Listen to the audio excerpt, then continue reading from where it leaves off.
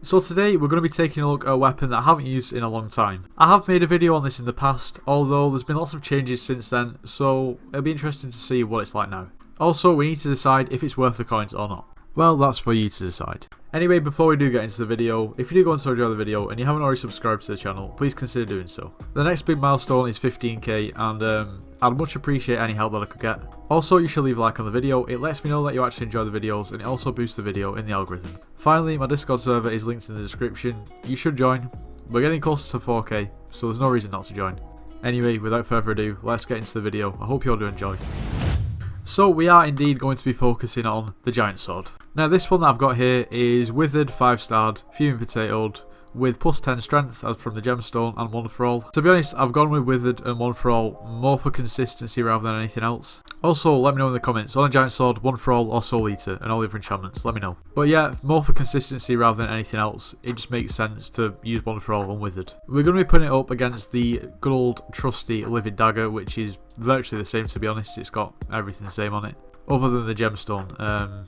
Okay, maybe we need to do something about that. Maybe I need to put a gemstone on to match. So it turned out easier just to go ahead and remove the gemstones, so now they're equal and we're just going to test them head to head. Although first of all we're going to take a look at the stats. So the giant sword is going to give 530 damage and 228 strength, compared to the Livid Dagger, which is going to give 240 damage and 288 strength. So the Livid Dagger gives slightly more strength but considerably less damage. Although something you have to consider is the Livid Dagger also additionally gives you 100% crit chance, 50% crit damage and also 100% attack speed. Granted, attack speed isn't usually a problem anyway, and to be honest, same with the crit chance. The question you've got to ask yourself then is, does the plus 50 damage make up for the considerably less base damage? Also with the Livid Dagger, if you hit an enemy in the back, it doubles the damage.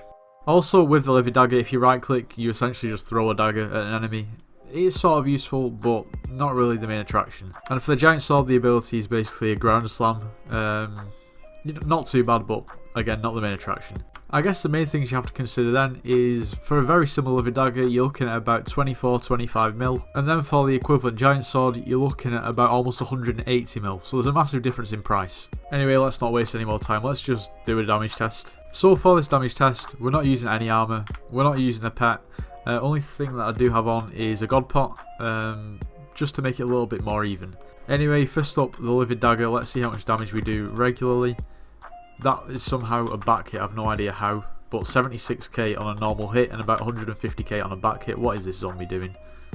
Yeah, 152k on a back hit and 76k on a normal hit. As for the giant sword, we're going to be doing around about 140k, but that is going to be consistent with every hit. So for majority of the time, you're going to be doing way less damage with a Livid Dagger than the giant sword. Obviously this is outside of dungeons, this is just regular, but they are quite hard and quite difficult to compare in dungeons, considering a Livid Dagger is more of a berserk weapon and the one for all giant sword doesn't really work too well as a berserk. I mean, it can work in some circumstances, but not, you know, massively effectively, especially for the price.